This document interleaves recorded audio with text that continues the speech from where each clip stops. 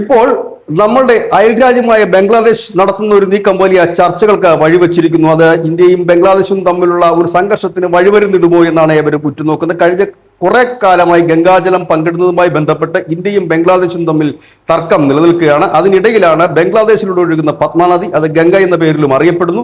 ഈ നദിയിൽ ഒരു വലിയ ഡാം കെട്ടാൻ ഇപ്പോൾ ബംഗ്ലാദേശ് ഔദ്യോഗികമായി തീരുമാനിച്ചിരിക്കുന്നു.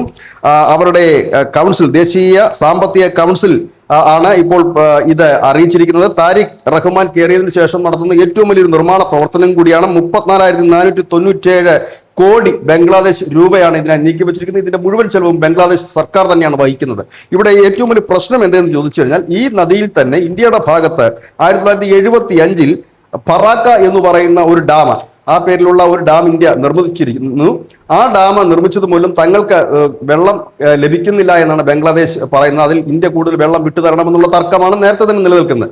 ഇപ്പോൾ വീണ്ടും അത് പത്മ നദിയിൽ ബംഗ്ലാദേശ് ഒരു ഡാം കെട്ടുമ്പോൾ അതുണ്ടാക്കാവുന്ന ഫലങ്ങൾ, അല്ലെങ്കിൽ പരിണത ഫലങ്ങൾ എന്താണ് എന്നുള്ളതാണ് ഇന്ത്യ ഉറ്റുനോക്കുന്നത്. കാരണം ഈ വെള്ളപ്പൊക്ക സമയത്തൊക്കെ അത് കരകവിഞ്ഞൊഴുകിയാൽ സ്വാഭാവികമായി ത്രിപുരയിലും ചില ബംഗാളിന്റെ ചില ജില്ലകളിലുമൊക്കെ അത് വലിയ ഭവിഷ്യത്തുകൾ ഉണ്ടാക്കും. ഇല്ലെങ്കിൽ വടക്കിഴക്ക് സംസ്ഥാനത്തൊക്കെ അത് ചെറിയ ചലനങ്ങൾ ഉണ്ടാക്കാനുള്ള സാധ്യതയുണ്ട്. ഇതും ഇന്ത്യ നോക്കിക്കാണുന്നു. ഏതായാലും ഇപ്പോൾ ഒരു ഡാം പണിയുമായി മുൻപോട്ട് പോവുകയാണ്. ഏതായാലും ഡാമാണ് ഈ സമീപകാലത്ത് നടന്ന സംഘർഷങ്ങളുടെയൊക്കെ പ്രധാന കാരണം.